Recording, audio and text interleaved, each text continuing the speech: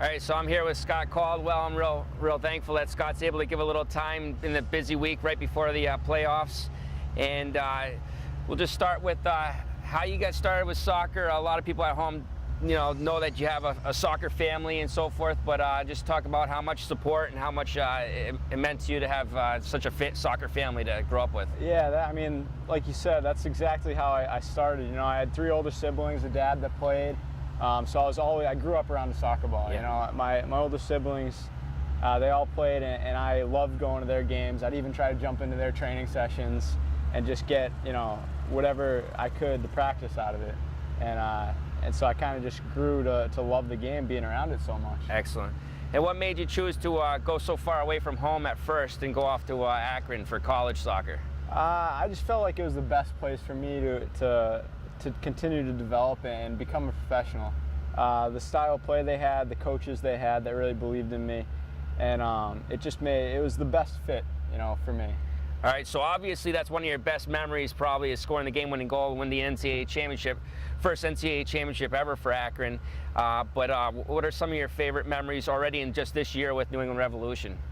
Every time I step on the field, it's another amazing memory. Just knowing that I'm playing the game I love. For my hometown team, it's just awesome. I grew up watching, Jay play, Mike, Matt Reese, so it's just, making the playoffs, especially first year. It's not an easy thing to do. So it's awesome being on a team that really worked so well together to make it to this point so far. Now, the Boston Red Sox just won the World Series, and I'm sure you root for all the hometown teams since this is where you're born and raised. But I actually think that your team is a lot like the Red Sox in the fact that we don't have the big money players such as the Josh Beckett's and the and Carl Crawfords and so forth, or if you want to go soccer terms, the Clint Dempseys, the Landon Donovans of the world. But the team comes together. A lot of young kids, a lot of speed, a lot of cohesiveness, and it seems like you all have a lot of fun together, and you actually care about each other so much that it breeds success. Yeah, definitely. From what I've heard about, in my college years, hearing about the professional, level, I've heard that, it's not really as much of a team as college was, but I kind of disagree in a sense that this group is just so tight. It's a good group of guys that everyone's working for each other, like you said, and who knows, it could be because of the money situation.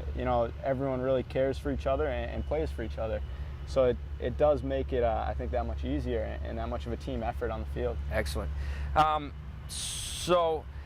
When you started, for the Revolution, I got excited to get you on, our local TV show, Sports Topix show. The reason why is because, hey, here's a Braintree kid, here's basically a Weymouth kid, a South Shore kid that that we could bring on TV. Well, as the season progressed, I promise you, the reason why you're on TV right now has nothing to do with you being in Braintree. It has to do with this kid you took off. You're a big-time player. You're one of the most important players on the team, and your position is extremely important. You start the breakouts all the time.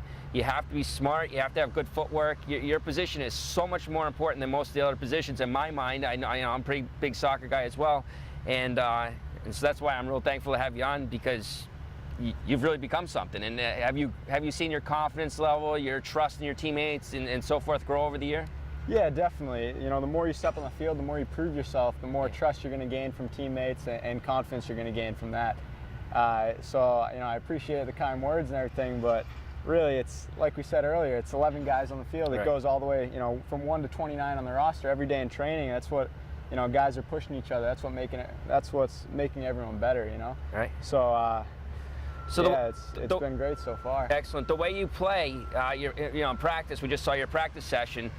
You go real hard in practice, and you whenever there's a stoppage in time to get water or whatever, I noticed that you're either talking to teammates, learning how to get better, or how to help them get better, or you're actually using the ball, whether it be doing some short passes, juggling, so forth. You're the last one off the field in practice usually, and could you just talk about the importance of that extra work for the young kids in Braintree and Weymouth and South Shore? Yeah, I've always loved being around the ball, being on the soccer field, so it kind of comes easy to me, whenever after training there's extra time we got in our day, so I always just try to, stay on the ball, get as many touches as I can to continue to improve, because I felt like when I was younger growing up, that was the main reason why I continued to improve at a good rate is I'd always have the ball at my feet, whether it be in my house, outside in the backyard, or at practice. I was just, I always loved to just get some touches in.